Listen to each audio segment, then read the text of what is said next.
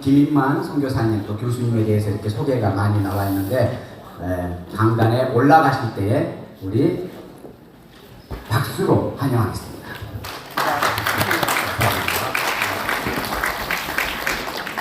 시간이 40분밖에 주어지지 않아서요. 제가 좀 빠르게 이야기를 하도록 하겠습니다. 48분이니까 정확하게 40분 안에 마치도록 하겠습니다. 저는 김인만 선교사라고 하고요. 잠깐 소개를 드리는 게 강의에 대해서 이해가 좀 빠를 것 같습니다. 2012년에 태국에 들어왔고 지금 이제 13년 되었습니다. 그래서 만 33세 때 들어왔는데 지금 45세, 46세 됐는데 아직도 저보고 젊은 선교사라고 이야기를 하십니다. 그래서 제가 가끔 젊다는 기준이 어딘지는 잘 모르겠지만 33세부터 지금까지 계속 젊은 선교사로 아마 10년 뒤에도 우리 선배 선교사님들이 저보고 젊은 선교사라고 이야기를 해주실 거라고 생각을 합니다.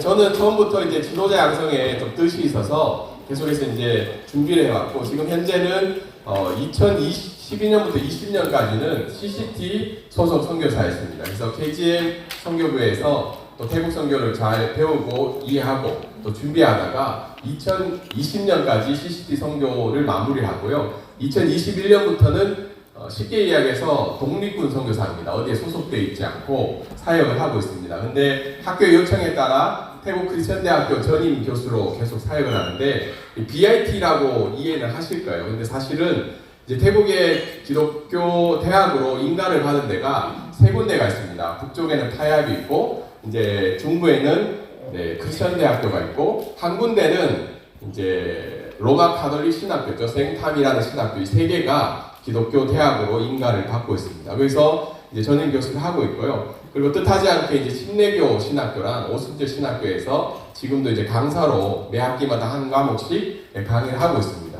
그리고 제가 이제 CCT 선교사를 정리하게 된 큰 이유 중에 하나가 신학 연구소를 좀 만들고 싶어서 그래서 CCT 선교를 마무리하고 2021년에 태국 기독교 지도자들하고 한국 선교사님들 특별히 지금 5가정 6명의 한국 연구원이 있는데요. 지금 들어와 사역하고 있는 분들이 합신, 고신, 그리고 합동, 통합, 그리고 독립교단 이렇게 해서 6명의 선교사님들이 협력해서 신학연구소 사역을 하고 있습니다. 물론 태국 연구원들도 함께 하고 있습니다. 이 신학연구소가 감사하게 2021년 6월 달에 EFT 이제 공식 회원 단체가 되어서 온갖 판단기 미천이 되어서 지금까지 EFT 소속인데 저는 EFT 소속은 아닙니다. 비자를 쓰고 있지 않아서 그냥 협력을 사역을 하고 있고요. 그리고 마지막은 이제 교회 개척을 하고 있는데 제가 이번에 와서 큰 은혜를 받았던 건 교수 사역이나 아니면 이 연구소 사역이 아니고 목회 사역에 대해서 얼마나 좀 많은 은혜를 받고 기도도 저희 교회가 개척한 지 얼마 안 됐는데 몇 명이 안 돼요. 근데 이게 마음에 늘 돌덩어리처럼 있었는데 어제도 기도하면서 정말 목회가 쉽지 않구나 어떤 강사 목사님들을 통해서 이야기를 들었습니다. 저희 가족이 이렇고요. 인사할 시간이 없었는데 우리 메리 크리스마스도 옆에 분하고 한 번 더 인사하겠습니다. 또 성탄절인데 메리 많이 못하는데 한국은 메리 크리스마스라는 용어를 이제 쓰지 않고 있습니다. 점점 갈수록 왜냐면 종교적인 이유고 어제도 저희 형하고 통화를 했는데 이제 한국 분위기는 성탄 캐롤을 마음껏 트는 분위기가 아니라고 합니다.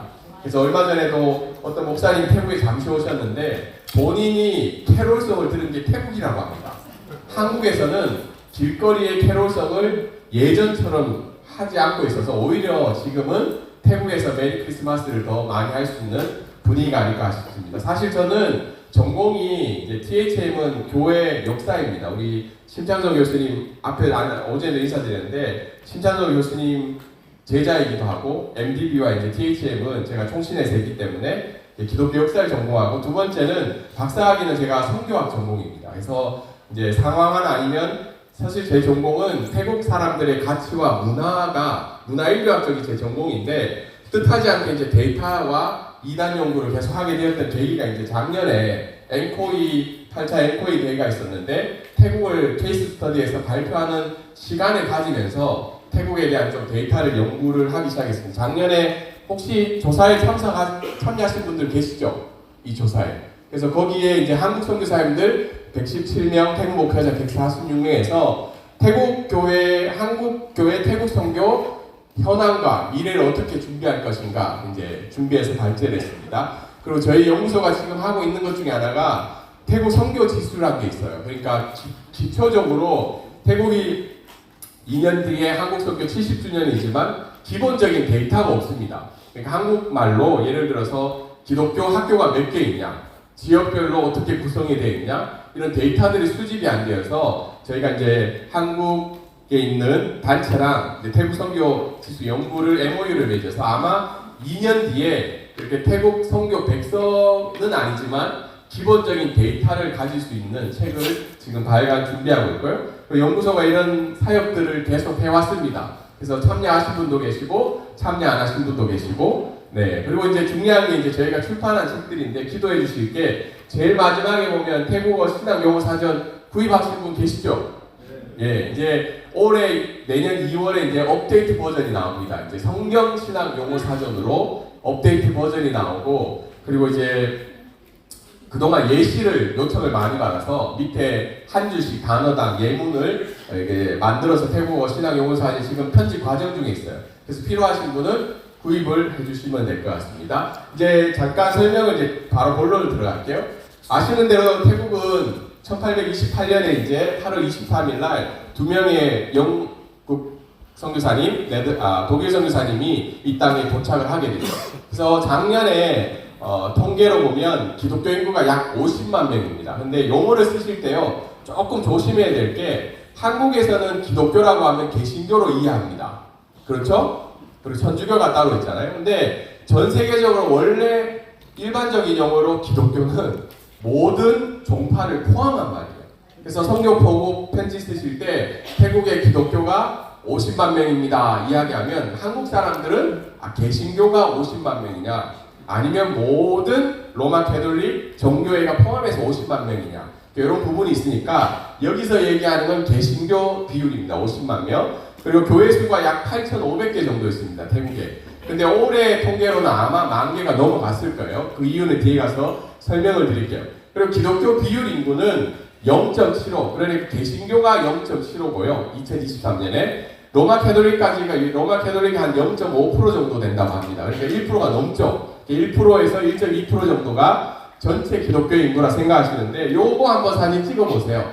이 이스타 파운데이션이라고 태국은 감사하게 그 드와이트 마틴이랑 저희 학교 교수로 했던 태국인 목회자가 교수님이 이 태국 개신교 통계 자료 사이트를 만들었어요. 그래서 거기서 매년 업데이트를 합니다. 그래서 저한테 주로 문의하시는 분이 많아요. 통계 자료를 보내달라고. 여기에 들어가면 우리 지역에 교회가 몇 개가 있는지, 어디에 있는지, 담임 목사가 누군지 다 데이터가 여기에 나와 있습니다. 근데 이 자료가 저희한테 좋은 게 이번에 2단 구원 다락방과 관련된 그 2단을 이렇게 한인 선교사회하고 이렇게 한 일이 있었는데 거기에 여기 등록이 되어 있는 거예요. 그래서 그걸 발견하고 2단 작업이 시작이 되었습니다. 근데 이 사이트가 지금 리뉴얼 되고 있어서 지금 아마 2025년 중에 새롭게 홈페이지가 개편이 되는데 어쨌든 2023년 데이터는 여기에 다 들어가 있으니까 확인해 보시면 됩니다. 네. 그리고 이제 그 교단 단체 안에 크게 3개로 보시면 돼요. CCT, EFT, TBS, 그러니까 침례교인데 뒤에는 1934년은 태국 기독교 총회가 설립된 거죠. 올해 90주년이 되었습니다. 그리고 태국 복음주의 연맹은 EFT인데 역사적 기록에 의하면 EFT가 CCT에서 갈라져 나온 교단입니다. 근데 그 이유 중에 하나가 이제 WCC 가입 문제로 이렇게 교단이 나뉘게 되었다는데 배경적인 요소는 네, 뒤에 가서 설명을 드리겠습니다. 침례교 연맹이고요. 거기 보면 숫자들이 나와 있죠. 몇 명. 이건 지금 현재 2023년 통계들이 나와 있습니다. 근데 이 숫자가 정확하냐? 네, 저도 장담을 할 수는 없어요. 그렇지만 이 통계 사이트가 있음으로 말미암아 대략 범위를 알 수가 있습니다. 그리고 이 3개 교단이 하나의 태국 개신교 협회를 만들었습니다. 컴포터라고 이야기하는데 이런 단체가 있다는 거 기억을 해주시고요. 태국 종교성에서 원래는 5개 기독교 단체만 허락을 해줬어요. 천주교, 안식교, 그리고 태국 개신교 교회 3개 교단 5개인데 지금 작업이 들어가는 게 그 정교회가 지금 6개 단체로 등록을 준비하고 있는 상황입니다. 그래서 저희가 태국 기독교 총회 자료를 조금만 들어가면요. 이거는 CCT 자체에서 발표한 자료예요. 그래서 올해는 제가 감사하게 특별한 기회로 CCT 총회랑 EFT 총회를 참석할 수 있는 기회가 있었습니다. 그래서 가서 데이터를 좀 받아왔는데요. 여기 보면 CCT는 기본적으로 이해해 주셔야 될 게 노회 구조로 되어 있습니다. 노회. 그래서 노회는 지역별로, 종족별로 이렇게 구분이 되어 있거든요. 아니면 교단 단체별로 25개 노회가 현재 올해 새롭게 25노회가 형성이 되어 있고 목회자 수는 1,800명이고 교회는 2,000개죠. 그러니까 지난번 2023년 데이터에 비하면 교회가 성장한 게 눈에 보이고 있습니다. 그리고 선교사, 비자를 쓰는 선교사가 102명이고 초, 중고 기독교 기관이 28개, 그리고 대학교가 2군데, 병원이 8개, 네, 국제학교도 3개가 있습니다. 그러니까 이런 교단을 대상으로 사역을 한다는 건 네, 기존의 선교 방법이라는 굉장히 다를 줄 압니다. 제가 시간이 없어서 해석이나 아니면 뭐 평가는 할 수가 없고 지금은 데이터 위주로 전달만 드리겠습니다. 25개 노회는 이렇게 전국적으로 흩어져 있습니다. 지역별로, 종족별로 이렇게. 그리고 재밌는 건 좀 안타까운 현실이죠. 태국 최초의 개신교 교회는 마이트지 교회입니다. 화교 교회로 형성이 된.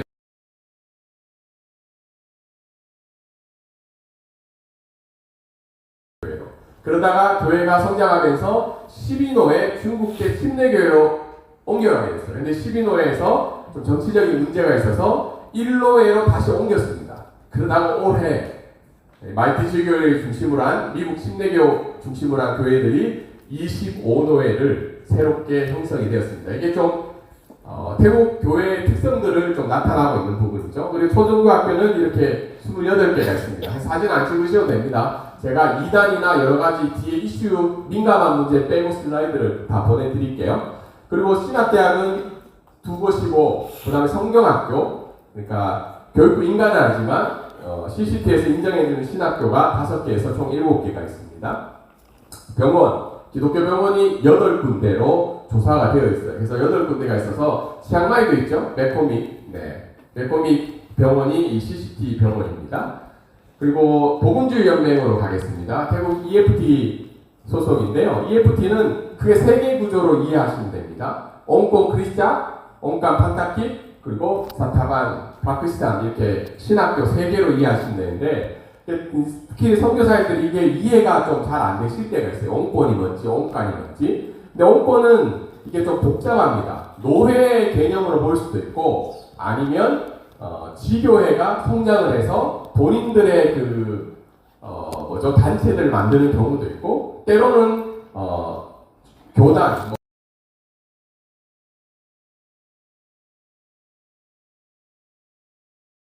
그렇지만 옹권 크리스찬은 최소한 교회가 5개 교회가 모여야 됩니다. 그리고 150명의 성도가 모여야지 옹권 크리스찬으로서 이제 EFT에서 할 수 있는 자격 요건이 됩니다. 그리고 옹간 판타키시 있죠. 여기는 조금 이해가 쉬운 건 선교 단체나 아니면 특별한 교육 단체, 특별한 기관이라고 생각하시면 되는데, 옹간 판타키 또 2개로 있습니다. 옹간 판타키 파이나이가 있고, 옹간 판타키 미천이 있습니다. 파이나이는 이제 태국 사람들이 뭐 교육기관이나 어떤 것들을 특별한 목적에 의해서 만든 게 파이나이고, 미천은 선교 단체들, 선교사님들이 브라탄이 될 수가 있어요. 거기서 이제 옹간 판타키 네, 있습니다. 그래서 이 정도 숫자고, 사타반은 이제 5개 신학교가 공식적인 EFT 선교 신학교입니다. 방콕에 있는 BBS, 그리고 치앙마이 뭐죠? CTS, 네, 그리고 파야오 신학교, 그리고 예전에 윤수길 선교사님이 세우셨던, 지금 이름은 바뀌었습니다. 사도행전 신학교입니다. 네, 이게 좀 이름이 바뀌었습니다. 옛날에. 어쨌든 5개 정도로 구성이 되어 있습니다. 태국 복음주의 연맹은 개신교가 이제 200주년이 이제 4년 뒤에 남았죠. 2028년입니다. 28년에 200주년인데요. 특별히 EFT 안에서도 200주년 기념 운동을 하고 있습니다. 우리 하초라 선교사님 이름이랑 좀 비슷한데요. 하하하 프로젝트입니다. 하하. 이게 뭐냐면 5,000교회, 네, 5,000명의 목회자, 50만 명의 성도. 그래서 이게 조금 선교의 방향이 좀 틀어진 게 과거에는 EFT에서 교회 개척을 최근에는 선교사들에게 많이 요청하지 않았어요. 왜냐하면 본인들이 할 수 있는 영역이었다고 생각을 했는데 이 프로젝트가 들어가면서 갑자기 EFT에서 좀 태도의 변화가 있었어요. 선교사님들 더 많이 교회를 개척하라고. 왜냐하면 5천 교회를 마무리를 해야 되니까. 그래서 이렇게 EFT 상황이고요. 그리고 태국복음주의 연맹 안에서 크게 어제 주찬 목사님이 오셨잖아요. 태국 교회가 성장을 많이 하고 있고 교회 개척 수가 급속도로 이루어지고 있습니다. 근데 사실 선교사님들이 하시는 분량은 전체적인 분량에서 많은 비율을 가지고 있지는 않아요. 교회 성장에 있어서. 대부분은 태국 교회들이 움직이고 있는데 그 중에 이 세 개 단체가 중요합니다. 어제 스탄 목사님 오셨죠. 힘처치. 네. 여기가 치앙마이 중심으로 또 방콕 중심으로 교회 개척이 급속도로 이루어지고 있습니다. 그리고 넥서스 철치라고 혹시 들어보셨나요? 네, 방콕에 계신 분들은 들어보셨을 거예요. 그래서 넥서스도 태국 교회에 좀 감사한 제도 중에 하나는 크리스찬매가 있습니다. 그러니까 모교회가 있고 모교회를 중심으로 교회 개척도 이루어지는데 참 제가 감동을 받은 것 중에 하나는 교회가 개척이 되면 모교회에서 어떤 지역에 교회를 개척하면 모교회에 있는 성도 중에 그쪽 지역에 있는 성도를 보냅니다. 그쪽 소에 보내서 거기 있는 성도를 중심으로 교회 개척이 일어나는데 더 훌륭한 것은 교회가 개척했을 때 사람이 없잖아요. 예배 드릴 때 허전하잖아요. 그리고 모교에서 주일날 제가 그 설교도 들었습니다.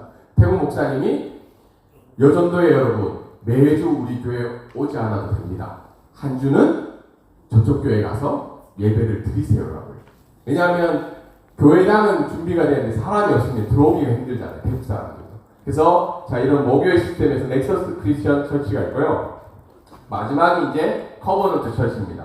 그래서 여기에 보면 옹권이라는 말 있죠. 옹권 크리스천. 이 말은 5개 교회 이상, 자기들 지교회 5개 교회 이상이 이런 옹권을 만들어서 교회가 성장을 이루고 있습니다. 그래서 주로 이제 방콕에 있는 교회인데 아무튼 요 3개 단체 특별히 저한테 문의를 해오시는 경우가 있어요. 목사님 이 단체 2단 아니에요? 네, 저한테 1년에 한 50명 이상이 연락이 오세요. 어떤 교회 사이트 보내주시고 이거 2단이에요 아니에요? 그래서 제가 답변을 드립니다. 저는 태국교회를 다 모릅니다. 네, 모르고 네, 저는 2단 감별사가 아니라고 그랬지만 정보는 드려요. 이게 EFT 소속이 되어 있는지 CCT 소속이 되어 있는지 신내교에 있는지 아무튼 이렇게 3개 단체 정도는 기본적으로 알고 계시면 네, 도움이 될 것 같습니다. 그리고 태국 개신교 협회가 앞에는 EFT였고요. 지금은 전체 개신교협회가 이 운동을 벌이고 있습니다. 그게 뭐냐면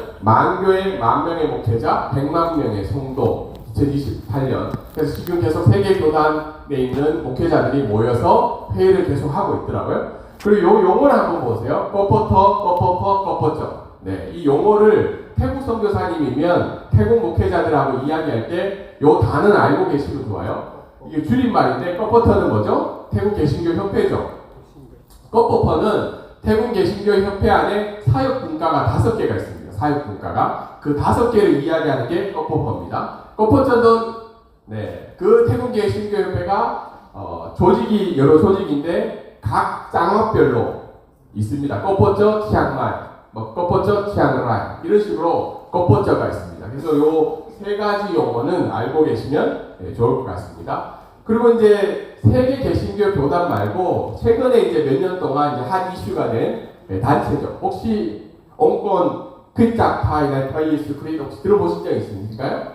이게 이제 교회 개척 운동인데 해외에는 존섬 이후에 태국의 부흥 운동이 일어나게 되었다고 소개하는 네, 단체이기도 합니다. 여기 보면 집단 세례가 굉장하죠. 지금 이 교회 개척 숫자가 2023년에 2,500개가 되었고 2024년에는 2,000개를 교회를 개척했다고 합니다. 물론 교회의 기준이 다릅니다. CCT와 EFT와 이 교회 기준은 여기는 가정교회도 교회를 씁니다. 성도 1명 있거나 2명 있어도 교회라 얘기하기 때문에 숫자가 굉장히 많죠. 근데 여러분들이 이 단체에 대해서 주목할 필요는 있어요. 연구가 필요한데 좀 아쉬운 거는 원래 EFT 소속에 있다가 좀 신학적인 문제들이 생기기 시작했습니다. 그래서 지금은 EFT를 탈퇴하고 본인들의 몰라리티를 형성하고 있습니다. 이 단체가 FJCCA라고 하는데요. 구글에 치면 나옵니다. 거기에 보면 송상 목사님이라는 분이 예전에 교회를 전도운동하고 교회 개척을 하시다가 이 단체가 이제 설립이 됩니다. 그래서 지금 이제 2023년에는 2,800개, 아마 본인들 숫자라는 올해는 5,000개를 넘게 카운트를 할 거예요. 본인들 숫자. 그리고 근데 이 교회의 특징은 마을 전도에 집중을 합니다. 우리는 대도시 위주로 하지만 특별히 동북부와 중부에 있는 시골 마을들로 들어가면서 전도를 하는데 왜 이게 효과적이냐? 전도의 방법이 상황화된 전도 방법을 씁니다. 다르게 이야기해서 프라짜오라는 말을 쓰면 태국 사람들이 이해를 잘 못하잖아요. 삼위일체 하나님에 대해서. 그래서 다신교의 개념도 있어서 이 사람들은 프라 예수 크립만 씁니다. 예수 그리스도의 이름으로 복음을 전하고 예수 그리스도의 이름으로만 세례를 줍니다. 세례를. 성삼위 하나님의 이름이 아니라 예수 그리스도의 이름으로 씁니다. 그래서 이런 여러 가지 좀 신학적인 문제들이 있었고 또 이분들의 단체들이 기존 교회를 공격하기 시작해요. 삼위일체가 성경에 어디 있냐? 예수님만 믿으면 된다. 근데 이게 예수님을 믿을 때 구원자로서의 예수님을 믿기보다는 그렇죠? 정령 숭배나 아니면 여러 가지 혼합주의에 의해서 병을 고치고 본인들의 부를 해결할 수 있는 예수 그리스도를 받아들이고 있습니다. 그래서 코쿤 프라 예수 크리스라는 말을 씁니다. 코쿤 프라 예수 크리스자오스든지 그 동영상에 보면요. 그래서 동북부에 있는 분들은 이분들 한 번씩 만나실 거예요. 그래서 이렇게 되어서 FCC에 대한 비판들이 있어서 태국 복음주의연맹에서는 결론적으로는 탈퇴를 하게 됐습니다. 그래서 EFT 리더분들한테 이거 이야기하면 태국 분들의 특징상 본인 산하에 있지 않는 단체에 대해서는 이야기를 하지 않습니다. 거긴 이미 나갔기 때문에 그분들이 알아서 할 거라고. 그래서 이 단체를 알고 계시면 좋을 것 같고요.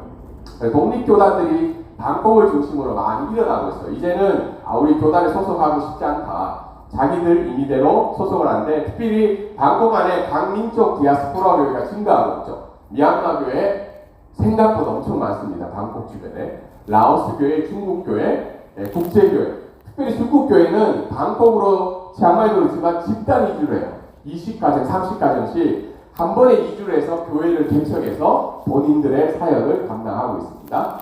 네, 지역별 현황은 치앙마이, 치앙라이, 매용선이 태국 교회 전체의 50%가 이 지역에 있는데 앞에 소개했던 단체들 때문에 이제는 중부와 동북부의 비율들이 조금씩 늘어나고 있는 상황이죠. 그리고 여기 사진에 보면 녹색이 있는 지역이 교회입니다. 그러니까 땀본, 우리로 이야기하면 분이나 읍 정도의 단위의 단체들의 교회가 있는 지역은 녹색입니다. 주로 녹색이 어디에 많이 있나요?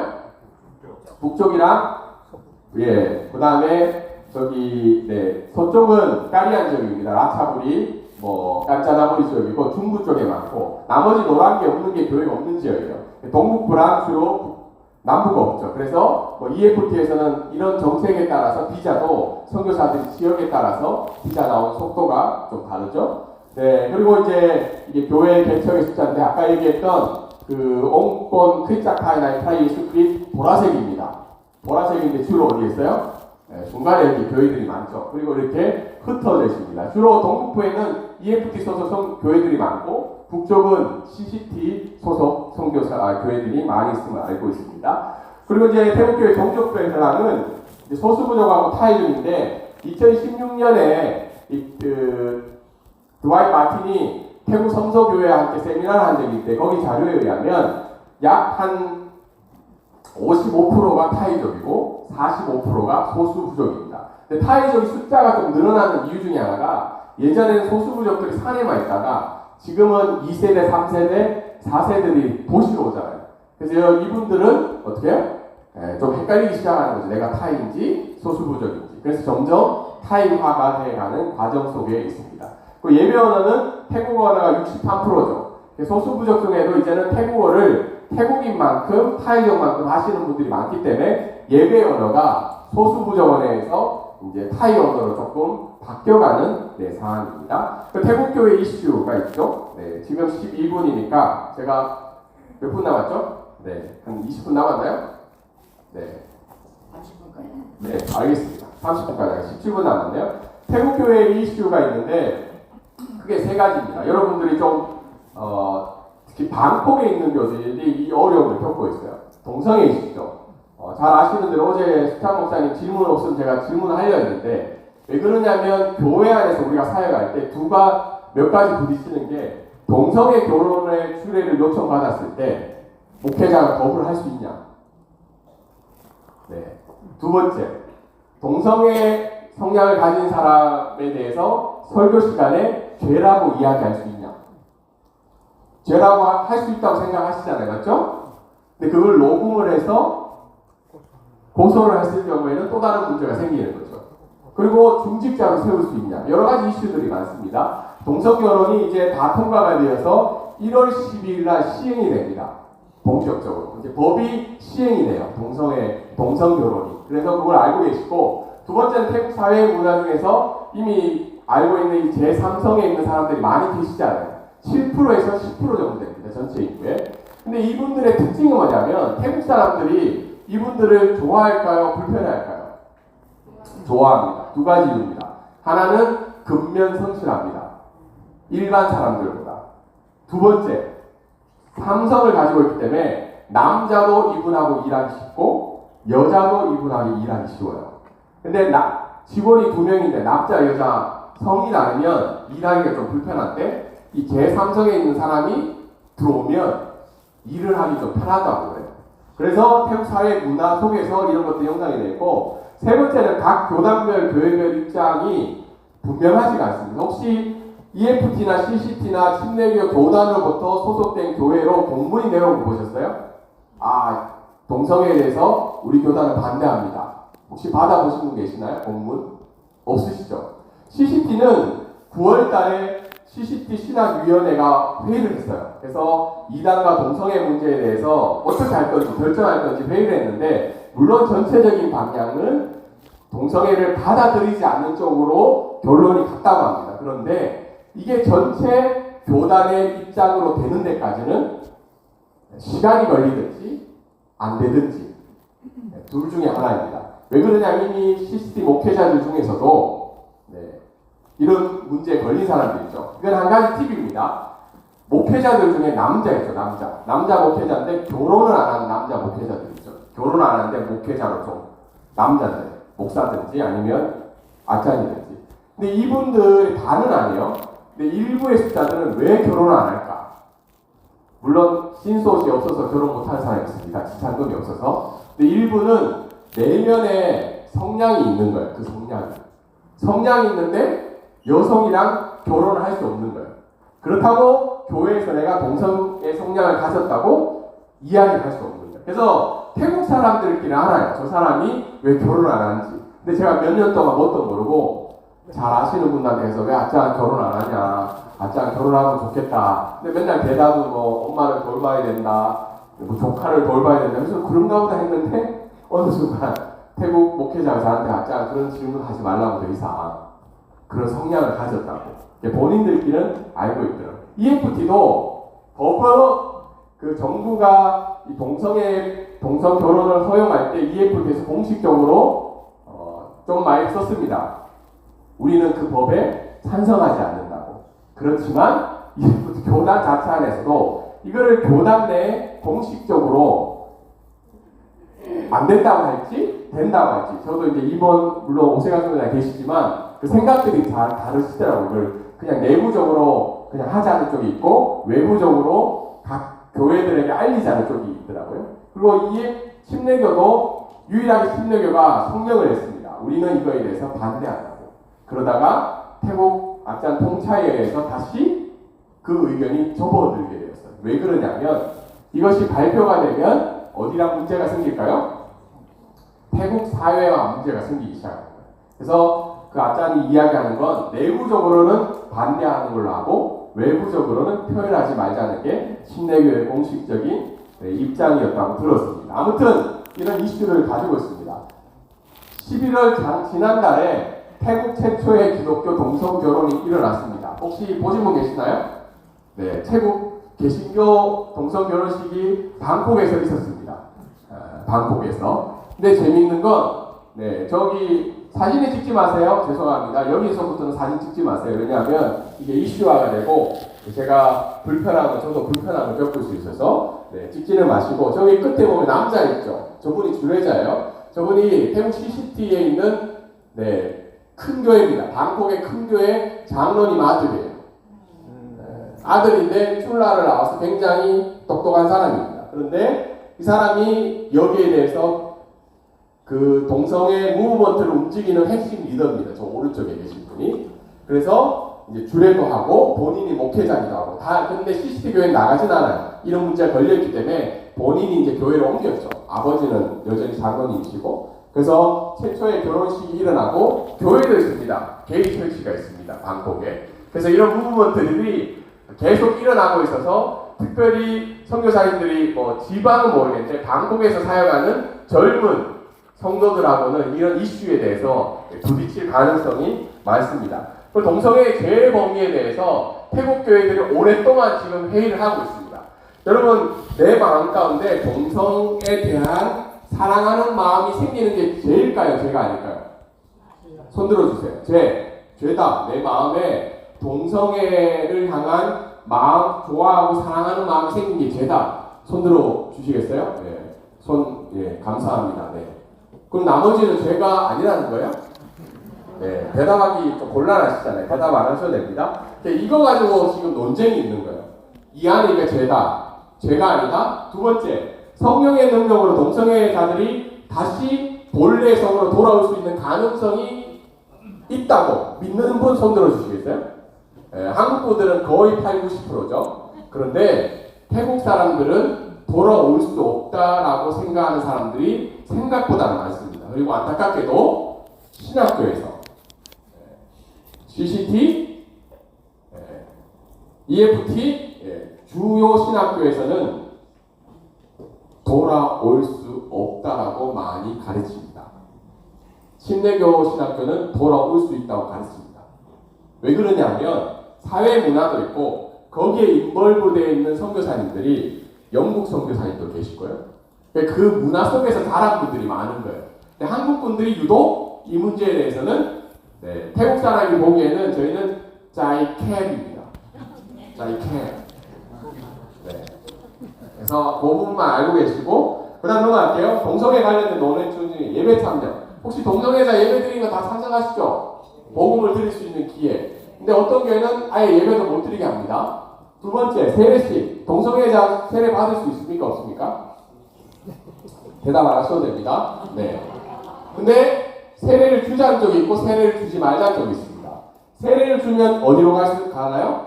성찬 가죠? 성찬이 열리면 뭐로 가죠? 교회 회원 열리죠? 교회 열리면 어떻게 해요? 중직자 되죠? 중직자 되고 난 다음에 목회자가 됩니다. 지금 요 부분에 걸려 있습니다. 찬성하는 쪽과 반대하는 쪽.